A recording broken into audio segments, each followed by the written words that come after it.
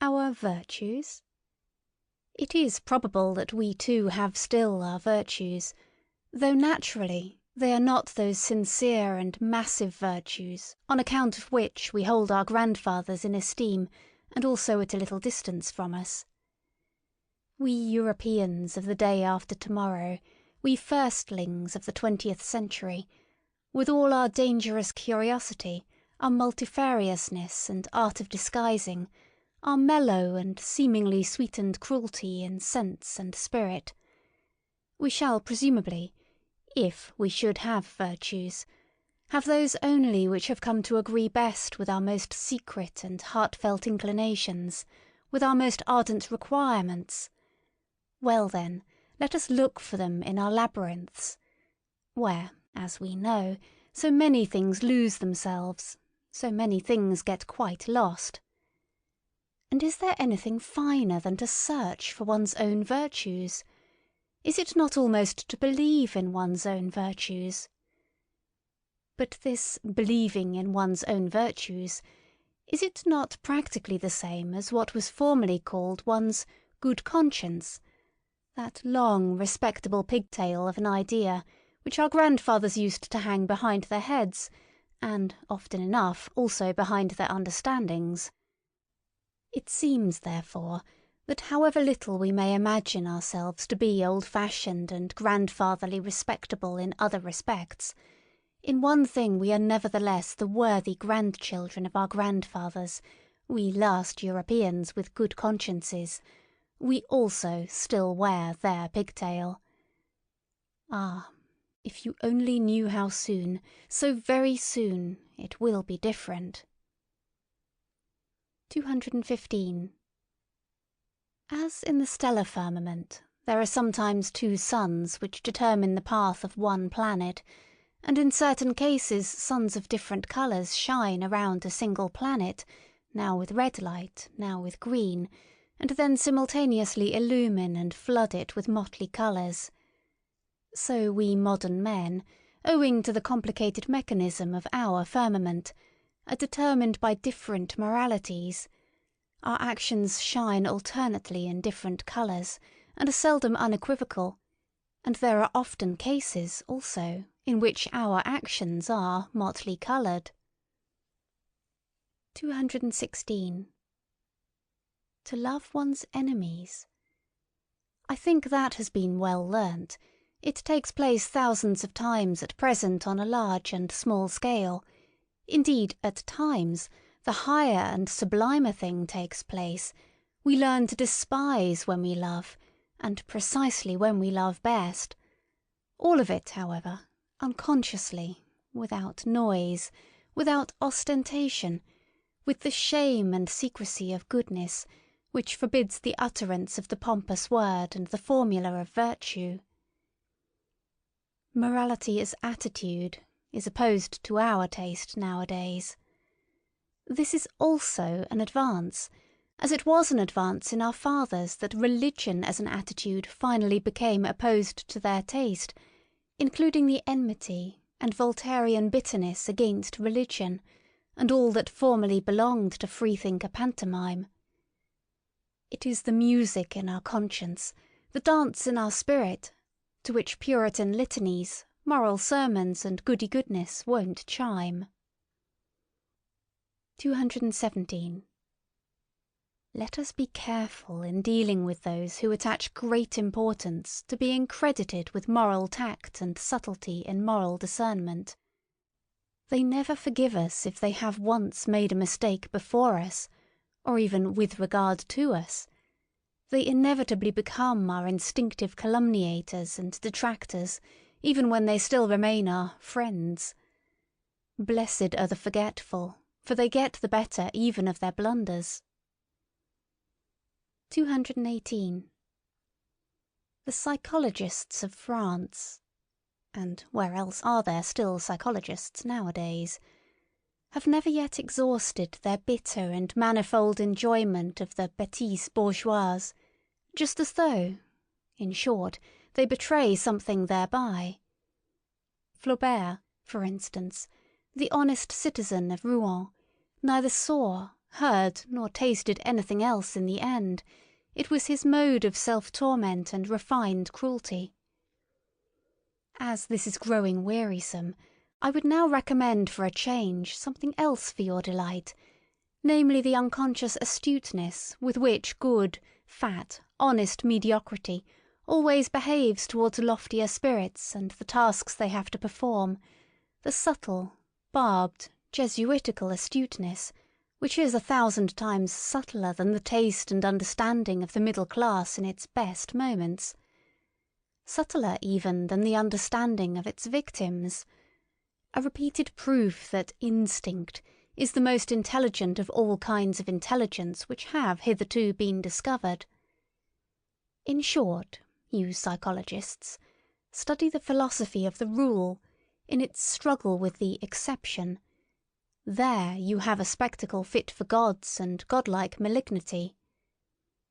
Or, in plainer words, practice vivisection on good people, on the homo bonae voluntatis, on yourselves. 219. The practice of judging and condemning morally is the favourite revenge of the intellectually shallow on those who are less so. It is also a kind of indemnity for them being badly endowed by nature, and finally it is an opportunity for acquiring spirit and becoming subtle. Malice spiritualizes. They are glad in their inmost heart that there is a standard according to which those who are over-endowed with intellectual goods and privileges are equal to them. They contend for the equality of all before God, and almost need the belief in God for this purpose. It is among them that the most powerful antagonists of atheism are found. If anyone were to say to them, "A lofty spirituality is beyond all comparison with the honesty and respectability of a merely moral man," it would make them furious. I should take care not to say so. I would rather flatter them with my theory that lofty spirituality itself exists only as the ultimate product of moral qualities, that it is a synthesis of all qualities attributed to the merely moral man, after they have been acquired singly through long training and practice, perhaps during a whole series of generations. That lofty spirituality is precisely the spiritualizing of justice, and the beneficent severity which knows that it is authorized to maintain gradations of rank in the world, even among things, and not only among men. 220.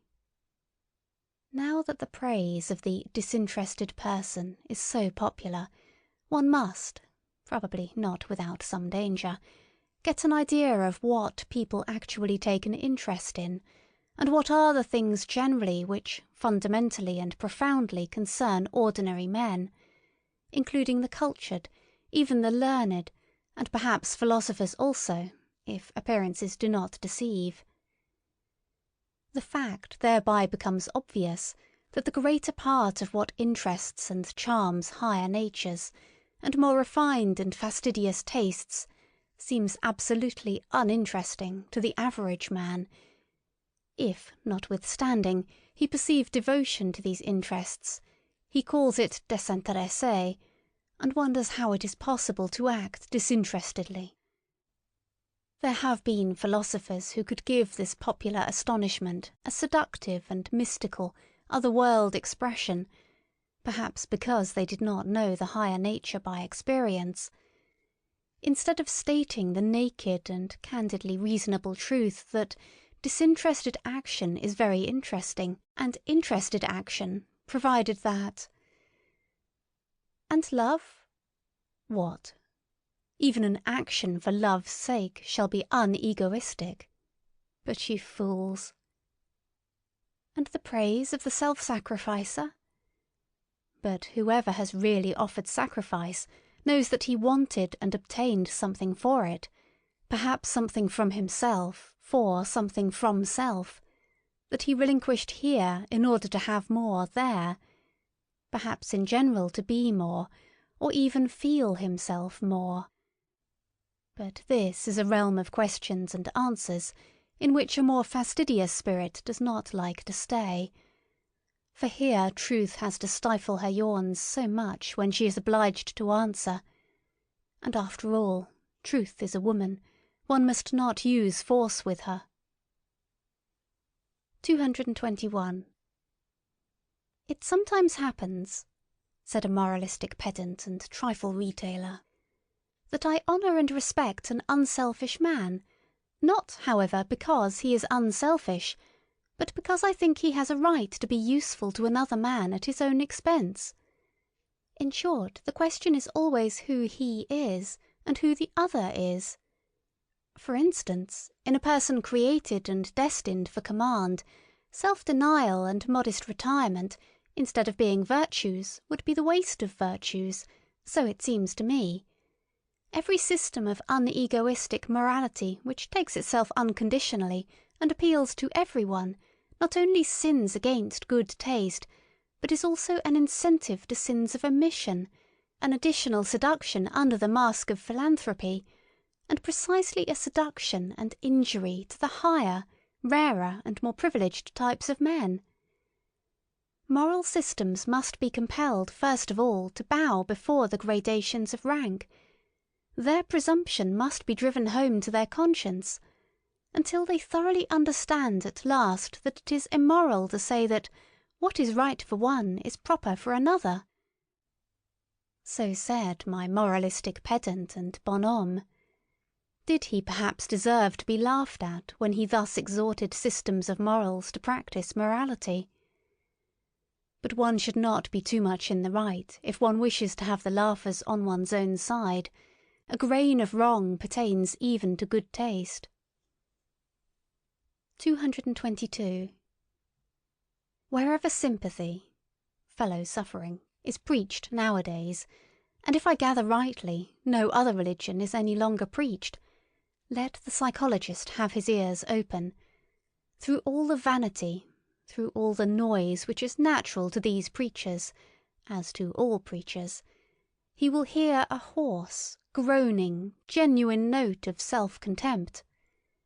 It belongs to the overshadowing and uglifying of Europe, which has been on the increase for a century, the first symptoms of which are already specified documentarily in a thoughtful letter of Galliani to Madame d'Épinay, if it is not really the cause thereof. The man of modern ideas, the conceited ape, is excessively dissatisfied with himself, this is perfectly certain. He suffers, and his vanity wants him only to suffer with his fellows. 223. The hybrid European, a tolerably ugly plebeian, taken all in all, absolutely requires a costume. He needs history as a storeroom of costumes. To be sure, he notices that none of the costumes fit him properly. He changes and changes. Let us look at the 19th century with respect to these hasty preferences and changes in its masquerades of style, and also with respect to its moments of desperation on account of nothing suiting us. It is in vain to get ourselves up as romantic or classical or Christian or Florentine or Barocco or national, in moribus et artibus. It does not clothe us. But the spirit, especially the historical spirit, profits even by this desperation. Once and again a new sample of the past or of the foreign is tested, put on, taken off, packed up, and above all studied. We are the first studious age, in puncto, of costumes. I mean as concerns morals, articles of belief, artistic tastes and religions. We are prepared as no other age has ever been for a carnival in the grand style, for the most spiritual festival laughter and arrogance, for the transcendental height of supreme folly and Aristophanic ridicule of the world. Perhaps we are still discovering the domain of our invention just here, the domain where even we can still be original, probably as parodists of the world's history, and as God's merry andrews. Perhaps, though nothing else of the present have a future, our laughter itself may have a future. 224. The historical sense, or the capacity for divining quickly the order of rank of the valuations according to which a people, a community, or an individual has lived. The divining instinct for the relationships of these valuations, for the relation of the authority of the valuations to the authority of the operating forces. This historical sense, which we Europeans claim as our speciality, has come to us in the train of the enchanting and mad semi-barbarity into which Europe has been plunged by the democratic mingling of classes and races. It is only the 19th century that has recognised this faculty as its sixth sense. Owing to this mingling, the past of every form and mode of life, and of cultures which were formerly closely contiguous and superimposed on one another, flows forth into us modern souls. Our instincts now run back in all directions. We ourselves are a kind of chaos. In the end, as we have said, the spirit perceives its advantage therein. By means of our semi-barbarity in body and in desire, we have secret access everywhere, such as a noble age never had. We have access above all to the labyrinth of imperfect civilizations, and to every form of semi-barbarity that has at any time existed on earth.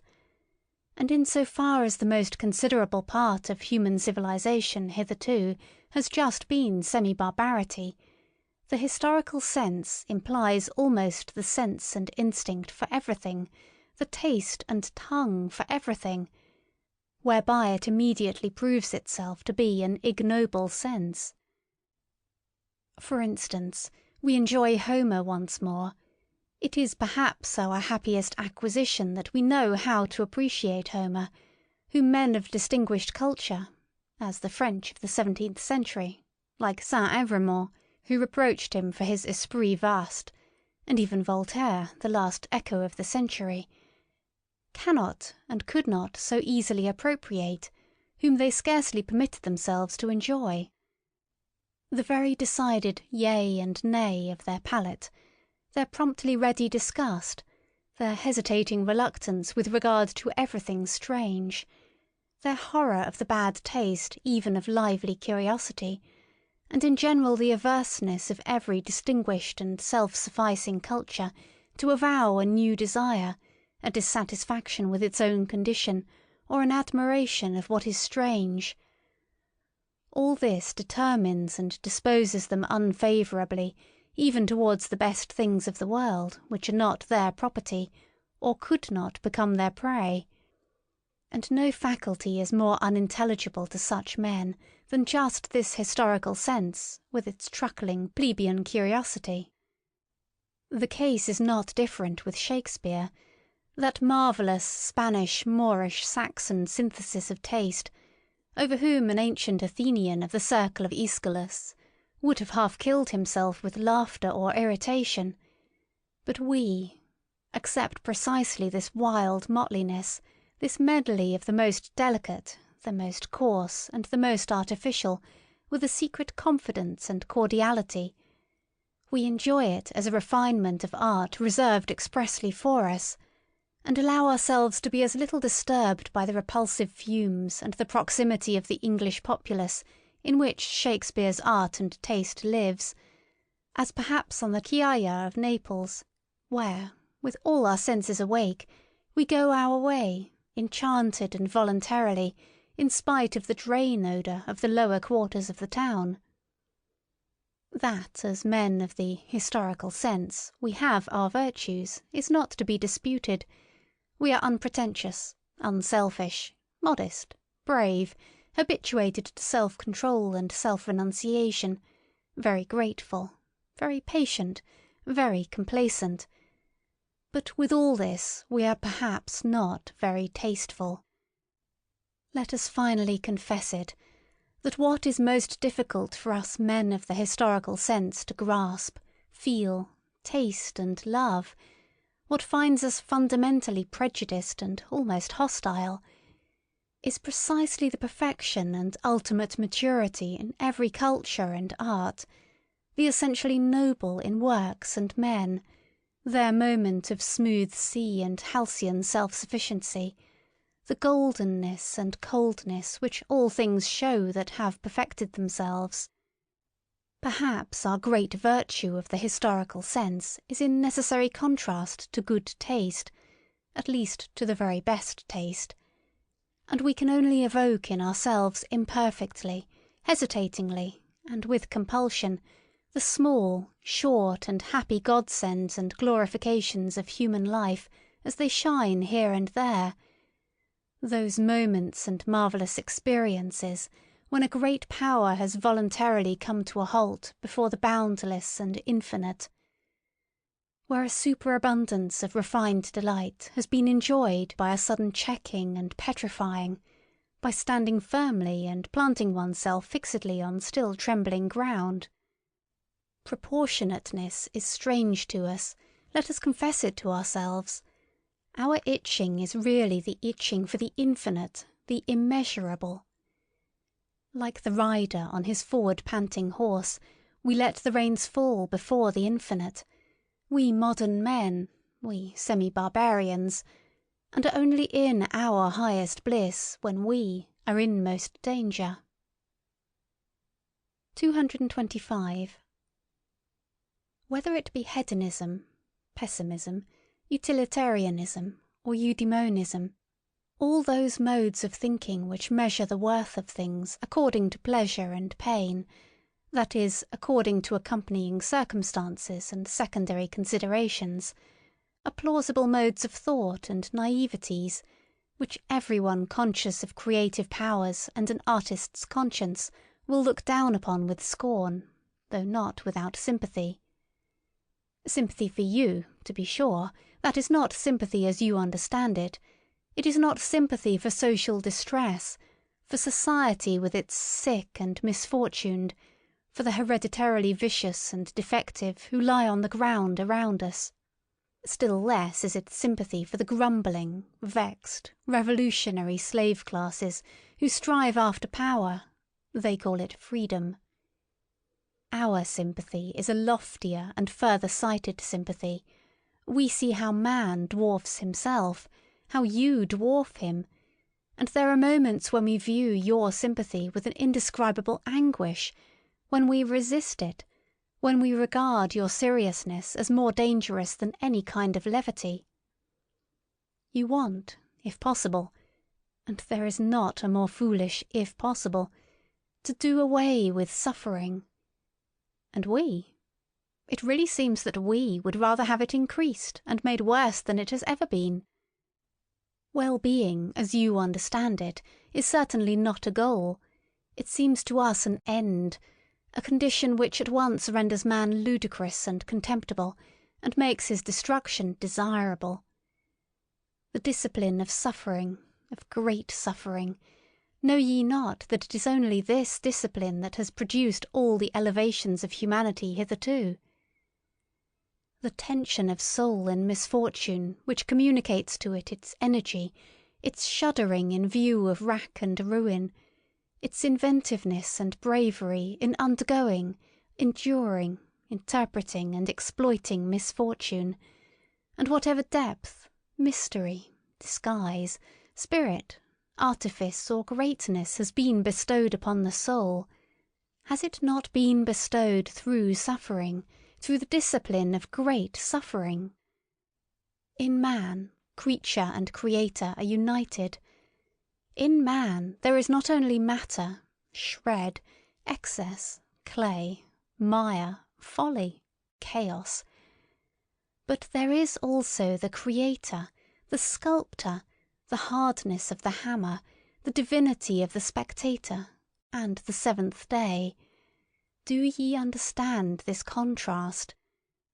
And that your sympathy for the creature in man applies to that which has to be fashioned, bruised, forged, stretched, roasted, annealed, refined, to that which must necessarily suffer, and is meant to suffer. And our sympathy, Do ye not understand what our reverse sympathy applies to, when it resists your sympathy as the worst of all pampering and enervation? So it is sympathy against sympathy. But to repeat it once more, there are higher problems than the problems of pleasure and pain and sympathy, and all systems of philosophy which deal only with these are naiveties. 226. We immoralists. This world with which we are concerned, in which we have to fear and love, this almost invisible, inaudible world of delicate command and delicate obedience, a world of almost in every respect, captious, insidious, sharp and tender. Yes, it is well protected from clumsy spectators and familiar curiosity. We are woven into a strong net and garment of duties, and cannot disengage ourselves. Precisely here we are men of duty, even we.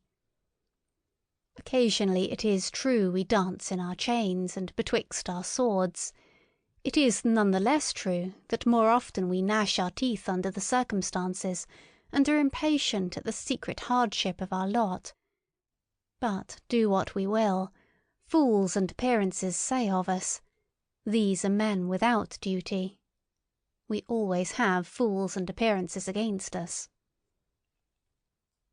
227.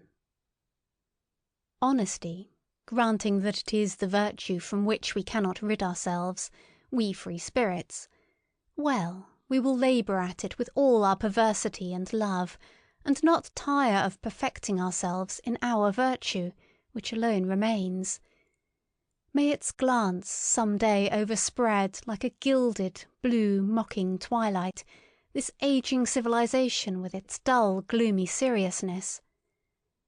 And if, nevertheless, our honesty should one day grow weary and sigh, and stretch its limbs, and find us too hard, and would fain have it pleasanter, easier, and gentler, like an agreeable vice, let us remain hard, we latest Stoics, and let us send to its help whatever devilry we have in us, our disgust at the clumsy and undefined, our nittima invetitum, our love of adventure, our sharpened and fastidious curiosity, our most subtle, disguised, intellectual will to power and universal conquest, which rambles and roves avidiously around all the realms of the future. Let us go with all our devils to the help of our God. It is probable that people will misunderstand and mistake us on that account. What does it matter? They will say, "Their honesty, that is their devilry and nothing else." What does it matter?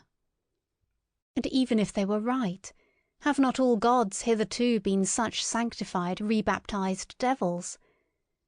And after all, what do we know of ourselves? And what the spirit that leads us wants to be called? It is a question of names. And how many spirits we harbour? Our honesty, we free spirits, let us be careful lest it become our vanity, our ornament and ostentation, our limitation, our stupidity. Every virtue inclines to stupidity, every stupidity to virtue. Stupid to the point of sanctity, they say in Russia. Let us be careful lest out of pure honesty we do not eventually become saints and bores. Is not life 100 times too short for us to bore ourselves? One would have to believe in eternal life in order to. 228. I hope to be forgiven for discovering that all moral philosophy hitherto has been tedious and has belonged to the soporific appliances, and that virtue, in my opinion, has been more injured by the tediousness of its advocates than by anything else. At the same time, however, I would not wish to overlook their general usefulness. It is desirable that as few people as possible should reflect upon morals, and consequently it is very desirable that morals should not some day become interesting. But let us not be afraid. Things still remain today as they have always been. I see no one in Europe who has, or discloses, an idea of the fact that philosophizing concerning morals might be conducted in a dangerous, captious, and ensnaring manner, that calamity might be involved therein. Observe, for example, the indefatigable, inevitable English utilitarians, how ponderously and respectably they stalk on, stalk along, a Homeric metaphor expresses it better, in the footsteps of Bentham, just as he had already stalked in the footsteps of the respectable Helvetius. No, he was not a dangerous man, Helvetius, se senator poco curante, to use an expression of Galliani. No new thought, nothing of the nature of a finer tuning or better expression of an old thought, not even a proper history of what has previously been thought on the subject. An impossible literature, taking it all in all, unless one knows how to leaven it with some mischief. In effect, the old English vice called cant, which is moral Tartuffism, has insinuated itself also into these moralists, whom one must certainly read with an eye to their motives, if one must read them, concealed this time under the new form of the scientific spirit. Moreover, there is not absent from them a secret struggle with the pangs of conscience, from which a race of former Puritans must naturally suffer in all their scientific tinkering with morals. Is not a moralist the opposite of a Puritan? That is to say, as a thinker who regards morality as questionable, as worthy of interrogation, in short, as a problem. Is moralizing not immoral? In the end, they want all English morality to be recognized as authoritative, inasmuch as mankind, or the general utility, or the happiness of the greatest number, no, the happiness of England, will be best served thereby. They would like, by all means, to convince themselves that the striving after English happiness, I mean after comfort and fashion, and in the highest instance a seat in Parliament, is at the same time the true path of virtue. In fact, that in so far as there has been virtue in the world hitherto, it has just consisted in such striving. Not one of those ponderous, conscience-stricken, herding animals, who undertake to advocate the cause of egoism as conducive to the general welfare, wants to have any knowledge or inkling of the facts that the general welfare is no ideal, no goal, no notion that can be at all grasped, but is only a nostrum, that what is fair to one may not at all be fair to another, that the requirement of one morality for all is really a detriment to higher men, in short, that there is a distinction of rank between man, and consequently between morality and morality. They are an unassuming and fundamentally mediocre species of men, these utilitarian Englishmen, and, as already remarked, in so far as they are tedious, one cannot think highly enough of their utility. One ought even to encourage them, as has been partially attempted in the following rhymes. Hail, ye worthies, barrow-wheeling, longer, better, aye, revealing, stiffer, aye, in head and knee, unenraptured, never jesting, mediocre everlasting, sans génie et sans esprit. 229.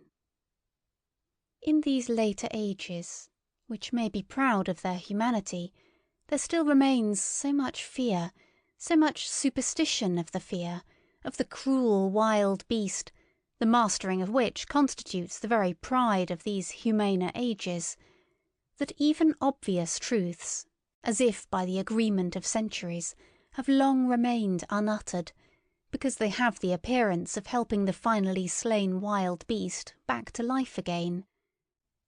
I perhaps risk something when I allow such a truth to escape.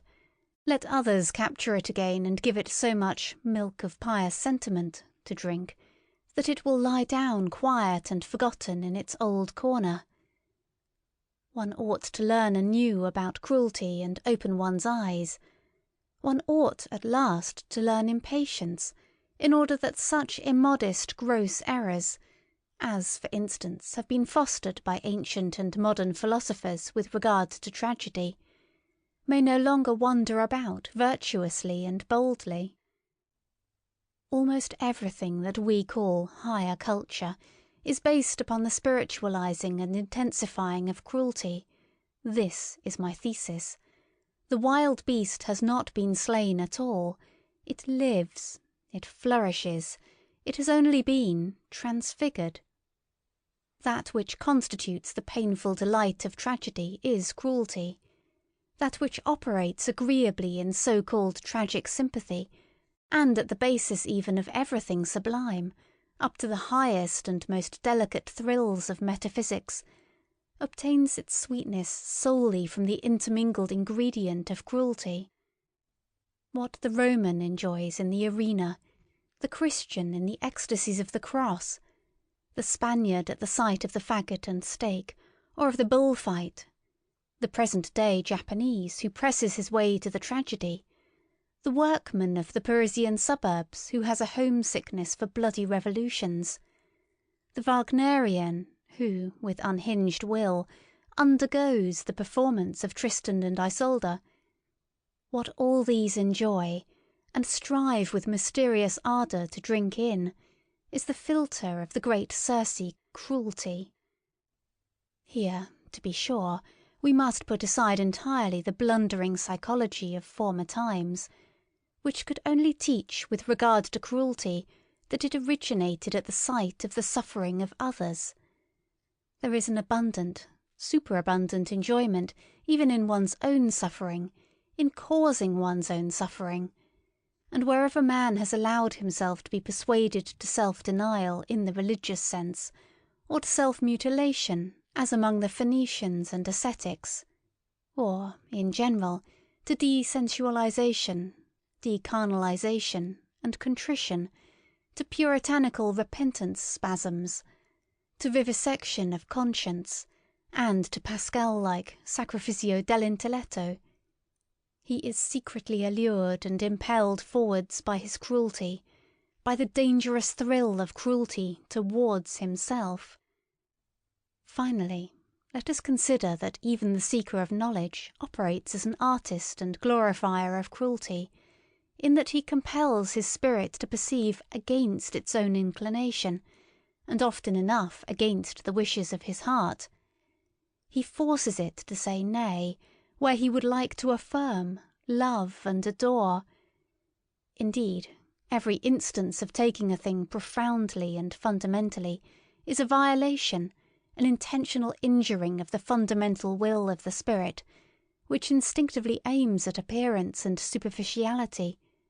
Even in every desire for knowledge there is a drop of cruelty. 230.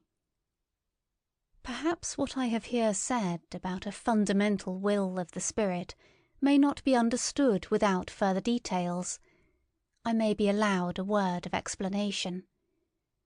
That imperious something, which is popularly called the spirit, wishes to be master internally and externally, and to feel itself master. It has the will of a multiplicity for a simplicity, a binding, taming, imperious, and essentially ruling will. Its requirements and capacities here are the same as those assigned by physiologists to everything that lives, grows, and multiplies. The power of the spirit to appropriate foreign elements reveals itself in a strong tendency to assimilate the new to the old, to simplify the manifold, to overlook or repudiate the absolutely contradictory, just as it arbitrarily re-underlines, makes prominent, and falsifies for itself certain traits and lines in the foreign elements, in every portion of the outside world. Its object thereby is the incorporation of new experiences, the assortment of new things in the old arrangements, in short, growth, or more properly, the feeling of growth, the feeling of increased power, is its object. This same will has at its service an apparently opposed impulse of the spirit, a suddenly adopted preference of ignorance, of arbitrary shutting out, a closing of windows, an inner denial of this or that, a prohibition to approach, a sort of defensive attitude against much that is knowable, a contentment with obscurity, with the shutting in horizon, an acceptance and approval of ignorance, as that which is all necessary according to the degree of its appropriating power, its digestive power, to speak figuratively, and in fact the spirit resembles a stomach more than anything else. Here also belong an occasional propensity of the spirit to let itself be deceived, perhaps with a waggish suspicion that it is not so and so, but is only allowed to pass as such, a delight in uncertainty and ambiguity, an exulting enjoyment of arbitrary, out-of-the-way narrowness and mystery, of the too near, of the foreground, of the magnified, the diminished, the misshapen, the beautified, an enjoyment of the arbitrariness of all these manifestations of power. Finally, in this connection, there is the not unscrupulous readiness of the spirit to deceive other spirits and dissemble before them, the constant pressing and straining of a creating, shaping, changeable power. The spirit enjoys therein its craftiness and its variety of disguises. It enjoys also its feeling of security therein. It is precisely by its Protean arts that it is best protected and concealed. Counter to this propensity for appearance, for simplification, for a disguise, for a cloak, in short, for an outside, for every outside is a cloak, there operates the sublime tendency of the man of knowledge, which takes, and insists on taking things profoundly, variously and thoroughly, as a kind of cruelty of the intellectual conscience and taste which every courageous thinker will acknowledge in himself, provided, as it ought to be, that he has sharpened and hardened his eye sufficiently long for introspection, and is accustomed to severe discipline and even severe words. He will say, "There is something cruel in the tendency of my spirit." Let the virtuous and amiable try to convince him that it is not so. In fact, it would sound nicer if, instead of our cruelty, perhaps our extravagant honesty were talked about, whispered about, and glorified. We free, very free spirits, and some day perhaps such will actually be our posthumous glory. Meanwhile, for there is plenty of time until then, we should be at least inclined to deck ourselves out in such florid and fringed moral verbiage. Our whole former work has just made us sick of this taste and its sprightly exuberance. They are beautiful, glistening, jingling, festive words. Honesty, love of truth, love of wisdom, sacrifice for knowledge, heroism of the truthful. There is something in them that makes one's heart swell with pride. But we anchorites and marmots have long ago persuaded ourselves in all the secrecy of an anchorite's conscience that this worthy parade of verbiage also belongs to the old false adornment, frippery and gold dust of unconscious human vanity, and that even under such flattering colour and repainting, the terrible original text, Homo Natura, must again be recognized. In effect, to translate man back again into nature, to master the many vain and visionary interpretations and subordinate meanings which have hitherto been scratched and daubed over the eternal original text, Homo Natura, to bring it about that man shall henceforth stand before man as he now, hardened by the discipline of science, stands before the other forms of nature, with fearless Oedipus eyes and stopped Ulysses ears. deaf to the enticements of old metaphysical bird-catchers who have piped to him far too long. Thou art more, thou art higher, thou hast a different origin. This may be a strange and foolish task, but that it is a task, who can deny? Why did we choose it, this foolish task? Or, to put the question differently, why knowledge at all? Everyone will ask us about this. And thus pressed, we, who have asked ourselves the question 100 times, have not found and cannot find any better answer. 231. Learning alters us. It does what all nourishment does that does not merely conserve, as the physiologist knows. But at the bottom of our souls, quite down below, there is certainly something unteachable, a granite of spiritual fate, of predetermined decision and answer to predetermined chosen questions. In each cardinal problem there speaks an unchangeable "I am this." A thinker cannot learn anew about man and woman, for instance, but can only learn fully. He can only follow to the end of what is fixed about them in himself. Occasionally we find certain solutions of problems which make strong beliefs for us. Perhaps they are henceforth called convictions. Later on, one sees in them only footsteps to self-knowledge, guideposts to the problem which we ourselves are, or, more correctly, to the great stupidity which we embody, our spiritual fate, the unteachable in us, quite down below. In view of this liberal compliment which I have just paid myself, permission will perhaps be more readily allowed me to utter some truths about woman as she is, provided that it is known at the outset how literally they are merely my truths. 232. Woman wishes to be independent, and therefore she begins to enlighten men about woman as she is. This is one of the worst developments of the general uglifying of Europe. For what must these clumsy attempts of feminine scientificality and self-exposure bring to light? Woman has so much cause for shame. In woman there is so much pedantry, superficiality, schoolmasterliness, petty presumption, unbridledness, and indiscretion concealed. Study only woman's behaviour towards children, which has really been best restrained and dominated hitherto by the fear of man.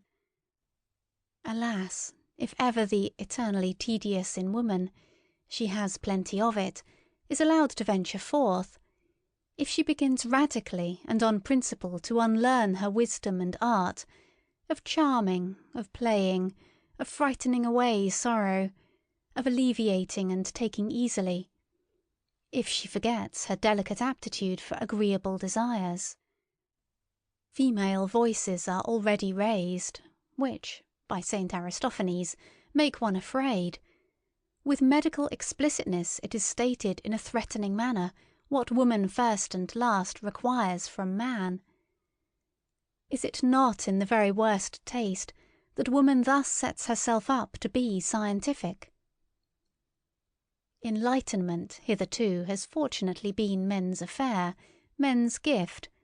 We remained therewith among ourselves.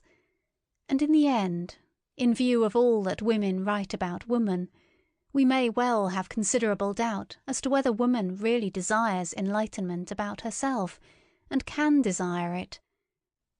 If woman does not thereby seek a new ornament for herself, I believe ornamentation belongs to the eternally feminine. Why then she wishes to make herself feared. Perhaps she thereby wishes to get the mastery. But she does not want truth. What does woman care for truth? From the very first, nothing is more foreign, more repugnant, or more hostile to woman than truth. Her great art is falsehood. Her chief concern is appearance and beauty. Let us confess it, we men. We honour and love this very art and this very instinct in woman, we who have the hard task, and for our recreation gladly seek the company of beings under whose hands, glances, and delicate follies our seriousness, our gravity and profundity appear almost like follies to us. Finally, I ask the question, did a woman herself ever acknowledge profundity in a woman's mind, or justice in a woman's heart? And is it not true that, on the whole, woman has hitherto been most despised by woman herself, and not at all by us? We men desire that woman should not continue to compromise herself by enlightening us, just as it was man's care and the consideration for woman, when the Church decreed, mulier taceat in ecclesia. It was to the benefit of woman when Napoleon gave the too eloquent Madame de Stael to understand, mulier taceat in politicis. And in my opinion, he is a true friend of woman who calls out to women today, mulier taceat de mulier. 233. It betrays corruption of the instincts, apart from the fact that it betrays bad taste, when a woman refers to Madame Roland or Madame de Stael or Monsieur Georges Sand, as though something were proved thereby in favour of woman as she is. Among men, these are the three comical women as they are, nothing more, and just the best involuntary counter-arguments against feminine emancipation and autonomy. 234. Stupidity in the kitchen, woman as cook, the terrible thoughtlessness with which the feeding of the family and the master of the house is managed. Woman does not understand what food means, and she insists on being cook. If woman had been a thinking creature, she should certainly, as cook for thousands of years, have discovered the most important physiological facts, and should likewise have got possession of the healing art. Through bad female cooks, through the entire lack of reason in the kitchen, the development of mankind has been longest retarded and most interfered with. Even today matters are very little better. A word to high school girls. 235. There are turns and casts of fancy, there are sentences, little handfuls of words, in which a whole culture, a whole society suddenly crystallizes itself. Among these is the incidental remark of Madame de Lambert to her son. Mon ami, ne vous permettez jamais que de folies, qui vous feront grand plaisir. The motherliest and wisest remark, by the way, that was ever addressed to a son. 236. I have no doubt that every noble woman will oppose what Dante and Goethe believed about woman, the former when he sang Ella guardava suso, ed io in lei, and the latter when he interpreted it, the eternally feminine draws us aloft, for this is just what she believes of the eternally masculine. 237. 7 apothegms for women. How the longest ennui flees, when a man comes to our knees. Age, alas, and science stayed, furnish even weak virtue aid. Sombre garb and silence meet, dress for every dame discreet. Whom I thank when in my bliss, God and my good tailoress. Young, a flower-decked cavern home, old, a dragon thence doth roam. Noble title, leg that's fine, man as well, oh were he mine. Speech in brief and sense in mass, slippery for the jenny ass. 237a. Woman has hitherto been treated by men like birds, which, losing their way, have come down among them from an elevation, as something delicate, fragile, wild, strange, sweet and animating, but as something also which must be cooped up to prevent it flying away. 238. To be mistaken in the fundamental problem of man and woman, to deny here the profoundest antagonism and the necessity for an eternally hostile tension, to dream here perhaps of equal rights, equal training, equal claims and obligations, that is a typical sign of shallow-mindedness, and a thinker who has proved himself shallow at this dangerous spot, shallow in instinct, may generally be regarded as suspicious, nay more, as betrayed, as discovered. He will probably prove too short for all fundamental questions of life, future as well as present, and will be unable to descend into any of the depths. On the other hand, a man who has depth of spirit as well as of desires, and has also the depth of benevolence which is capable of severity and harshness, and easily confounded with them, can only think of woman as Orientals do. He must conceive of her as a possession, as confinable property, as a being predestined for service and accomplishing her mission therein. He must take his stand in this matter upon the immense rationality of Asia, upon the superiority of the instinct of Asia, as the Greeks did formerly, those best heirs and scholars of Asia, who, as is well known, with their increasing culture and amplitude of power, from Homer to the time of Pericles, became gradually stricter towards woman, in short, more Oriental. How necessary, how logical, even how humanely desirable this was, let us consider for ourselves. 239. The weaker sex has in no previous age been treated with so much respect by men as at present.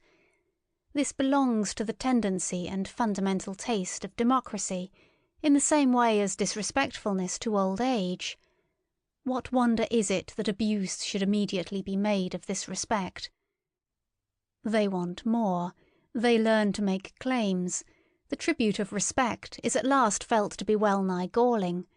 Rivalry for rights, indeed actual strife itself, would be preferred. In a word, woman is losing modesty. And let us immediately add that she is also losing taste. She is unlearning to fear man, but the woman who unlearns to fear sacrifices her most womanly instincts. That woman should venture forward when the fear-inspiring quality in man, or more definitely the man in man, is no longer either desired or fully developed, is reasonable enough and also intelligible enough. What is more difficult to understand is that precisely thereby woman deteriorates. This is what is happening nowadays. Let us not deceive ourselves about it. Wherever the industrial spirit has triumphed over the military and aristocratic spirit, woman strives for the economic and legal independence of a clerk. Woman as clerkess is inscribed on the portal of the modern society which is in course of formation. While she thus appropriates new rights, aspires to be master, and inscribes progress of woman on her flags and banners, the very opposite realizes itself with terrible obviousness. Woman retrogrades. Since the French Revolution, the influence of woman in Europe has declined in proportion as she has increased her rights and claims, and the emancipation of woman, insofar as it is desired and demanded by women themselves, and not only by masculine shallowpates, thus proves to be a remarkable symptom of the increased weakening and deadening of the most womanly instincts. There is stupidity in this movement, an almost masculine stupidity, of which a well-reared woman, who is always a sensible woman, might be heartily ashamed. To lose the intuition as to the ground upon which she can most surely achieve victory, to neglect exercise in the use of her proper weapons, to let herself go before man, perhaps even to the book, where formerly she kept herself in control and in refined, artful humility, to neutralize with her virtuous audacity man's faith in a veiled, fundamentally different ideal in woman, something eternally, necessarily feminine. to emphatically and loquaciously dissuade man from the idea that woman must be preserved, cared for, protected and indulged, like some delicate, strangely wild and often pleasant domestic animal. The clumsy and indignant collection of everything of the nature of servitude and bondage which the position of woman in the hitherto existing order of society has entailed, and still entails, as though slavery were a counter-argument, and not rather a condition of every higher culture, of every elevation of culture.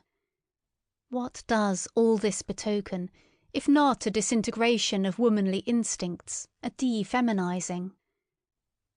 Certainly there are enough of idiotic friends and corrupters of woman amongst the learned asses of the masculine sex, who advise woman to defeminize herself in this manner, and to imitate all the stupidities from which man, in Europe, European manliness, suffers, who would like to lower woman to general culture, indeed even to newspaper reading and meddling with politics.